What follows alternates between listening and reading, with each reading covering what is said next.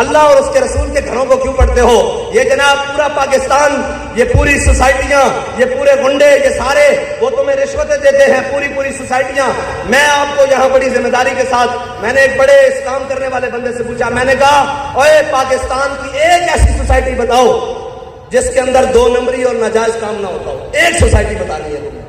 اس نے کہا پاکستان کے اندر ایک ایسی بھی سوسائٹی موجود نہیں شاہ جی جس کے اندر 2 نمبر کام نہ ہوتا، جس کے اندر 2 نمبری نہ ہو، جس کی فائلیں 2 نمبر نہ بکی ہوں۔ کہ پاکستان کے اندر ایک سوسائٹی نہیں ہے، وہ ساری اوپر سے لے کے بڑی چھوٹی ساری سوسائٹیاں تم نے وہ گرا لی ہیں جو مسجد پر چڑھ دوڑے ہو۔